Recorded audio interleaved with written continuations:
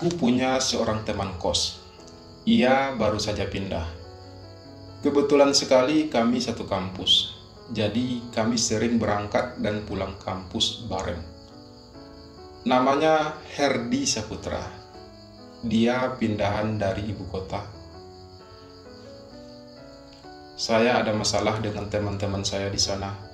Orang tuaku memaksa saya untuk pindah ke sini. Kata mereka, pergaulan saya di sana terlalu bebas. Begitu jawaban Herdi ketika kutanya kenapa dia pindah ke kota kecil ini. Namun Herdi tidak menceritakan secara detail masalah apa yang sebenarnya terjadi. Saya pun enggan untuk bertanya lebih lanjut. Lagi pula Herdi memang sedikit tertutup jika menyangkut cerita pribadinya. Aku dan Herdi tinggal sekamar. Ranjang tempat kami tidur memang cukup luas. Di dalam kamar juga tersedia kamar mandi dan sebuah dapur kecil. Kamar kos itu memang cukup besar. Namun karena selama ini aku terbiasa sendiri, rasanya agak risih juga jika harus satu kamar dengan orang yang bahkan baru aku kenal. Tapi mau gimana lagi, ibu kos yang memintaku untuk sekamar dengan Herdi. Secara fisik, Herdi orang yang menarik dan penuh simpati. Senyumnya manis, meski dia jarang tersenyum. Tubuhnya kekar berotot. Katanya ia memang suka olahraga dan fitness.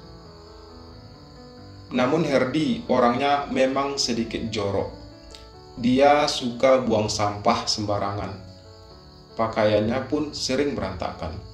Dan aku dengan terpaksa harus setiap hari merapikan dan membersihkan kamar. Herdi juga seorang perokok. Ia sering merokok di dalam kamar kos. Asap rokoknya kadang membuat pengap seisi kamar. Herdi juga seorang yang cuek, terutama kalau soal penampilannya. Dia bisa saja memakai baju yang sama hingga 3 hari berturut-turut. Herdi jarang sekali keluar kamar, kecuali pergi kuliah atau sekedar membeli kebutuhannya. Meskipun di dalam kamar tersedia tempat memasak, namun Herdi tidak pernah memasak, apalagi mencuci. Dia biasanya membeli makanan secara online dan juga mencuci pakaiannya di laundry depan kos. Dari gaya hidupnya, sepertinya Herdi adalah anak orang yang berada. Semua kebutuhannya selalu tersedia. Uangnya selalu banyak.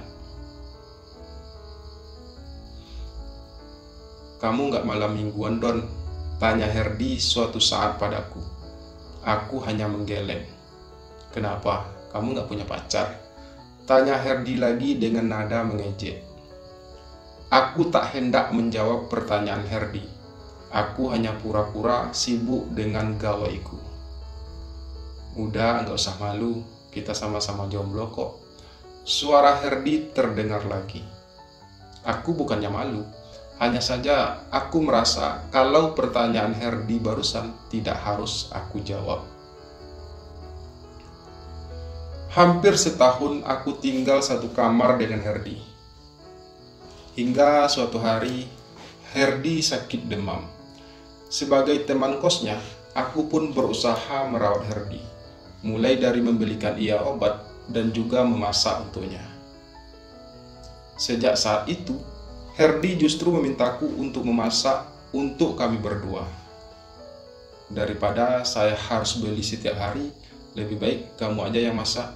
Nanti saya kasih uang buat belanja bahan-bahannya, ucap Herdi menawarkan. Aku mengangguk setuju.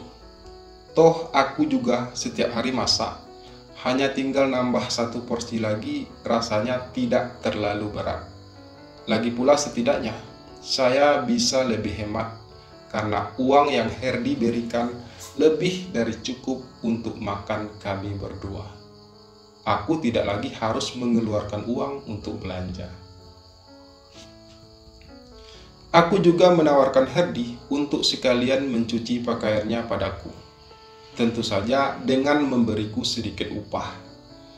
Herdi juga setuju. Semenjak itulah, aku hidup seolah bagai pembantu bagi Herdi. Tapi entah mengapa, aku merasa senang melakukannya. Bukan saja karena aku diupah, tapi juga ada rasa bahagia ketika setiap kali mencuci dan memasak untuk Herdi. Apalagi jika Herdi memuji masakanku.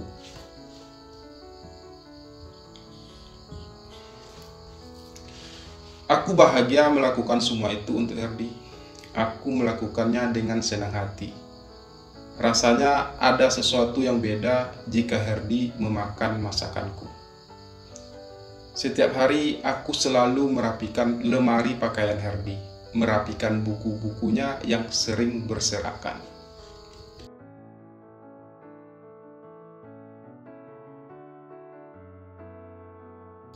"Kamu kenapa mau melakukan ini semua?" tanya Herdi satu hari. "Kan saya dibayar," jawabku terdengar diplomatis. "Saya bayar kamu hanya buat nyuci kok." "Iya, nggak apa-apa. Toh terkadang saya juga nggak ada kerjaan."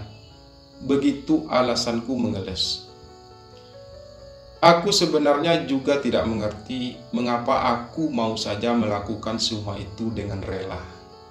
Ada kebahagiaan tersendiri ketika bisa membantu Herdi jadi lebih rapi dan bersih. Mungkin karena tanpa sadar, aku mulai mengagumi sosok Herdi dalam hidupku. Atau mungkin sebenarnya aku telah jatuh cinta padanya. Aku maskul, tidak bisa mendefinisikan perasaanku saat ini.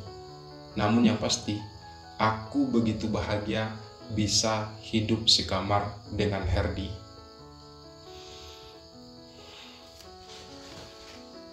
Setahun lebih aku dan Herdi tinggal sekamar.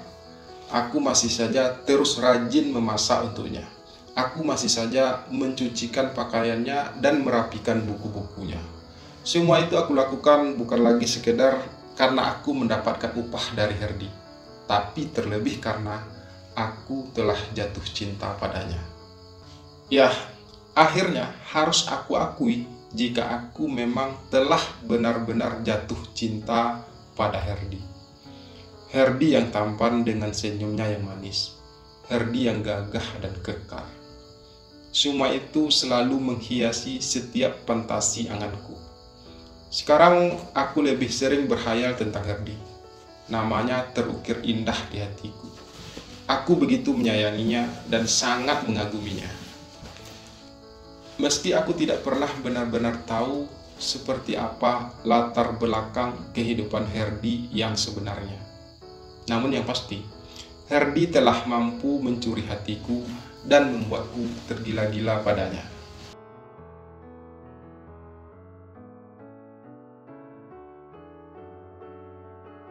Hari berlalu, bulan berganti dengan perasaanku yang semakin besar kepada Herdi.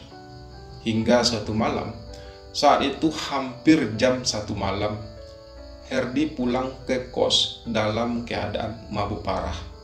Seorang teman mengantarnya sampai ke depan pintu kos. Aku cukup kaget, karena tak biasanya Herdi pulang dalam keadaan semabuk itu. Ia hampir tak sadarkan diri. Dalam kepanikanku, aku memopong tubuh Herdi dan membaringkannya di ranjang. Kemudian setelah temannya itu pamit, aku segera mengunci pintu kamar kos. Aku takut kondisi Herdi yang mabuk parah diketahui oleh penghuni kos lainnya, terutama oleh pemilik kos. Aku merasa kasihan melihat kondisi Herdi seperti itu. Namun, aku tidak tahu harus berbuat apa. Aku tidak punya pengalaman apa-apa dalam menghadapi orang yang sedang mabuk alkohol. Yang aku lakukan saat itu hanyalah menatap Herdi dari dekat. Aku duduk di sampingnya. Wajah Herdi terlihat memerah, namun tetap tampak sangat tampan di mataku. Tiba-tiba saja hatiku merasa bergejolak, melihat tubuh Herdi yang terbaring pasrah. Tanpa sengaja, tanganku bergerak menyentuh pipi Herdi.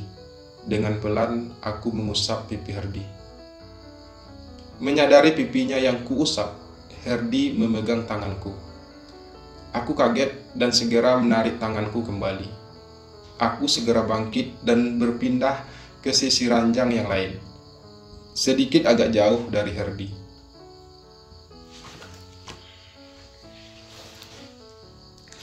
Beberapa saat kemudian, aku melihat Herdi duduk dengan sedikit berat.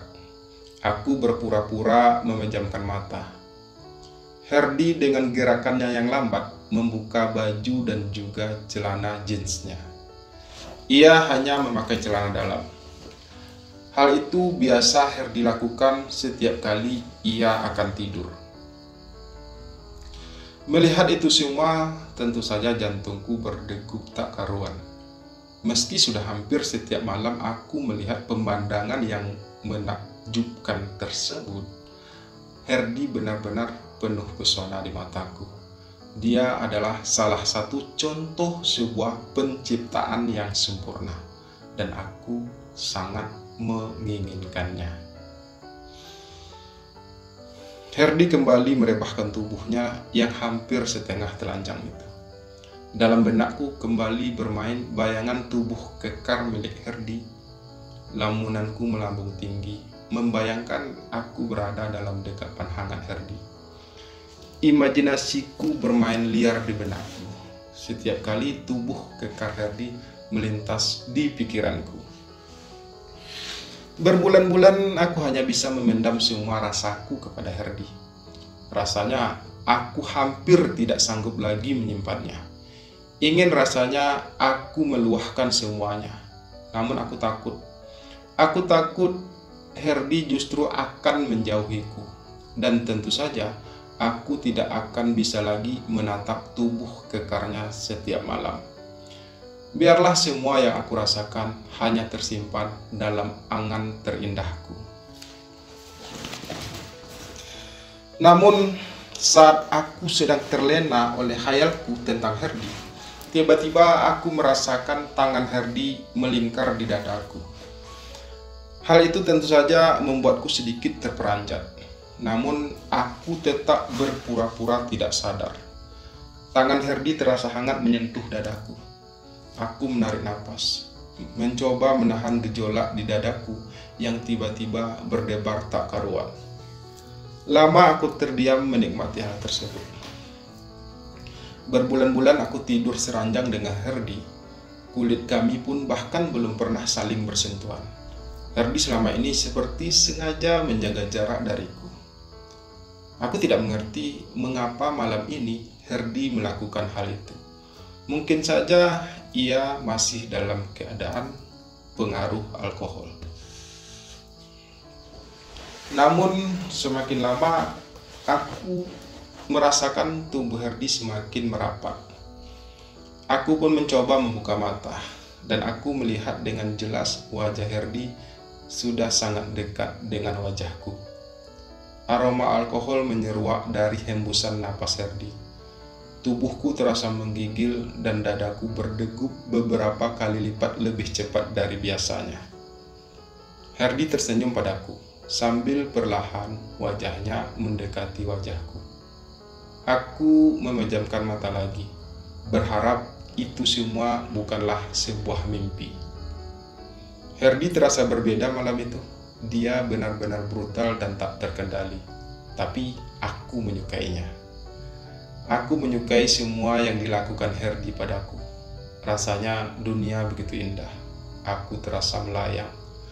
Tak pernah kusangka aku akan bisa menikmati hal tersebut bersama Herdi.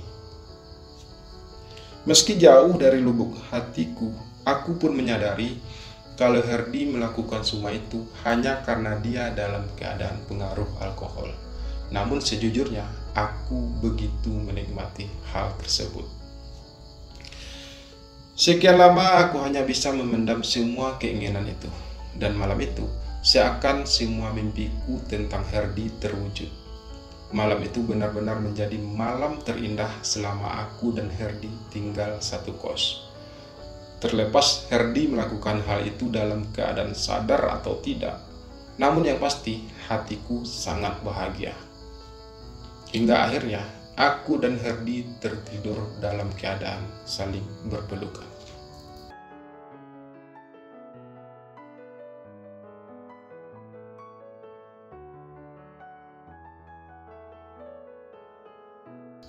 Semenjak kejadian malam itu, tiba-tiba Herdi menghilang. Ia menghilang tanpa kabar. Aku tidak tahu mengapa Herdi tak pernah kembali ke kos sejak ia berangkat kuliah pagi itu.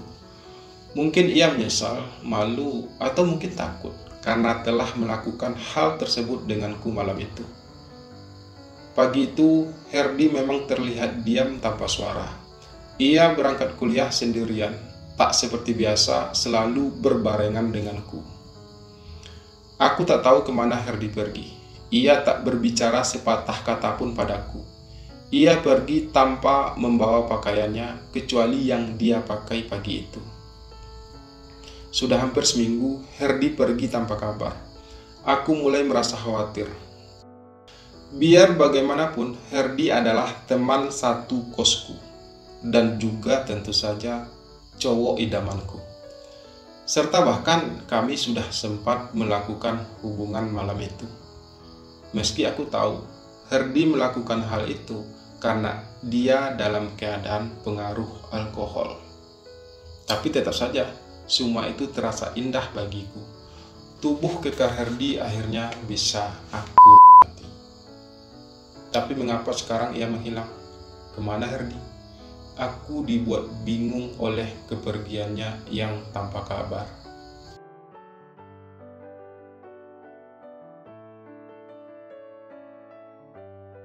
Seminggu kemudian, tiba-tiba Herdi datang. Ia kelihatan kusut dan berantakan. Separah itukah batinku? Apa yang menyebabkan Herdi menjadi si kusut itu? Namun aku hanya diam, tak berani bertanya padanya. Herdi masuk lalu kemudian merebahkan tubuh kekarnya ke ranjang. Aku memperhatikannya dari meja belajar yang berjarak hanya 1 meter dari ranjang. Aku merasa kasihan melihat Herdi, tapi ia tak pernah mau terbuka padaku. Aku tidak tahu apa yang harus aku lakukan. Kamu marah padaku. Tiba-tiba Herdi mengeluarkan suara. Suara yang terdengar serak di telingaku. Keningku berkerut. Aku tak mengerti maksud dari pertanyaan Herdi barusan. Maksud kamu? Aku bertanya juga akhirnya. Kamu marah karena aku pergi tanpa kabar. Kamu marah karena kejadian malam itu. Kamu marah karena aku memaksamu malam itu. Kali ini Herdi berujar sambil menatapku tajam. Dalam kebingunganku, aku menggeleng beberapa kali. Enggak, aku enggak marah. Justru aku menginginkannya, jawabku. Mungkin yang membuatku marah hanyalah kepergianmu yang tanpa kabar. Aku melanjutkan dengan hati-hati. Aku takut Herdi tersinggung. Herdi bangkit dari rebahannya tanpa melepaskan tatapannya. Maafkan aku ya Don, ucapnya dengan pelan, masih dengan suaranya yang terdengar parau. Tak seharusnya aku pergi dan menghilang begitu saja. Tapi aku pergi hanya untuk mencoba menenangkan hatiku. Aku pergi hanya untuk meyakinkan hatiku. Aku tidak tahu apa yang aku rasakan saat ini. Sejak mengenal kamu, semuanya terasa berbeda. Herdi terus berbicara sambil terus menatapku. Aku merasa sedikit gelisah. Tubuhku terasa dingin. Malam itu seperti biasa. Aku hanya memakai celana pendek tanpa baju. Herdi mengusap wajahnya beberapa kali. Kulihat ia menarik napas panjang. Kamu sangat baik padaku, Don. Kamu selalu perhatian padaku. Kamu selalu berusaha untuk mengikuti kemauanku. Kamu tidak pernah protes, meski aku sering melakukan kesalahan. Kamar ini sering berantakan karenaku, tapi kamu dengan sabar merapikannya kembali. Herdi menarik napas sejenak, kemudian berujar lagi. Awalnya aku pikir semuanya biasa saja, tapi lama-kelamaan aku mulai merasa kalau aku menyukai kamu. Aku merasa sangat membutuhkan kamu. Aku masih terdiam mendengarkan Herdi. Aku tidak tahu harus berucap apa. Seperti biasa, aku memang selalu menjadi pendengar buat Herdi. Satu hal yang belum aku ceritakan sama kamu, Don, dan sebenarnya aku enggan menceritakan semua itu. Tapi aku ingin kamu tahu bahwa aku pindah ke kota ini adalah karena aku sedang patah hati. Herdi memejamkan mata sambil menarik napas lagi. Kali ini lebih panjang. Aku melihat mata Herdi mulai berkaca. Sontak rasa iba semakin menggeluti hatiku. Ya, aku patah hati karena ditinggal nikah oleh pacarku. Aku dan pacarku sudah pacaran lebih dari 5 tahun. Kami pacaran sejak SMA. Tapi tanpa alasan yang jelas, tiba-tiba ia minta putus. Dan beberapa minggu kemudian, aku pun mendapat sebuah surat undangan darinya. Aku kecewa dan merasa dikhianati. Hidupku terasa hancur. Aku kehilangan semangat hidup. Sebagai pelarian dari semua rasa kecewaku, aku mulai mengenal dunia hitam. Aku mulai mabuk-mabukan. Orang tuaku merasa khawatir melihat kondisiku. Akhirnya mereka sepakat untuk memindahkan aku ke sini. Seharusnya aku tinggal di rumah pamanku di kota ini, tapi aku tidak bersedia tinggal di sana. Aku masih ingin kebebasan, dan tinggal bersama pamanku jelas akan membuatku tidak bebas. Untuk itu, aku mengambil kos di sini. Herdi akhirnya bercerita panjang lebar. Aku masih terdiam. Aku terpaku mendengar cerita Herdi. Herdi berdiri tiba-tiba, kemudian berjalan mengambil segelas air, lalu meneguknya dengan cepat. Tak lama kemudian, ia pun kembali duduk di ranjang. Butuh waktu berbulan-bulan bagiku untuk bisa melupakan Nina, pacarku itu. Hubungan kami sudah terlalu lama dan cukup serius, terutama bagiku. Aku sudah terlanjur menyayanginya dan berharap banyak padanya. Tapi ia dengan begitu mudah mencampakkanku. Hatiku benar-benar hancur dan sakit. Kepercayaanku memudar, dan mabuk adalah caraku untuk bisa melupakannya. Herdi kembali melanjutkan ceritanya. Aku berdiri dan melangkah menuju ranjang, duduk tak jauh dari Herdi. 2 tahun aku tinggal di sini bersama kamu, Don. Perlahan aku mulai bisa melupakan Nina. Namun dalam kekosongan hatiku itu, kamu seolah-olah hadir untuk mengisinya. Tak tahu mengapa, semua sikap baikmu padaku selama ini membuatku justru semakin menyukaimu. Dan tanpa sadar, aku mulai menyayangimu. Mulai merasa kehilangan saat kamu tak ada di sini bersamaku. Kali ini Herdi berbicara sambil menyentuh tanganku. Aku membiarkannya. Aku bahkan menginginkannya. Mata Herdi semakin berkaca, tapi ia terus berujar. Awalnya aku pikir hanya aku yang merasakan hal itu. Namun dari sikapmu, aku tahu jika kamu juga merasakan hal yang sama. Tapi aku tidak punya keberanian untuk mengungkapkannya, hingga kejadian malam itu terjadi. Terus terang aku merasa bersalah, walau aku sebenarnya tahu kamu juga menginginkan hal itu. Herdi menghela napas mengakhiri kalimatnya. Lalu mengapa kamu pergi? Tanyaku penasaran sambil mencoba membalas genggaman tangan Herdi pada jemariku. Jari jemari kami saling berkaitan. Aku merasa hangat dan nyaman. Aku malu, Don. Aku malu mengakui ini. Aku malu mengakui kalau sebenarnya aku telah jatuh cinta padamu. Ketulusan yang telah kamu persembahkan untukku selama ini telah mampu membasuh luka di hatiku. Kamu benar-benar membuat aku tak bisa melupakanmu. Seminggu ini aku coba sengaja menghindar darimu, tapi aku merasa hidupku semakin hancur. Hidupku berantakan tanpa kamu, Don. Aku sangat membutuhkanmu. Aku ingin kita tetap bersama-sama selamanya.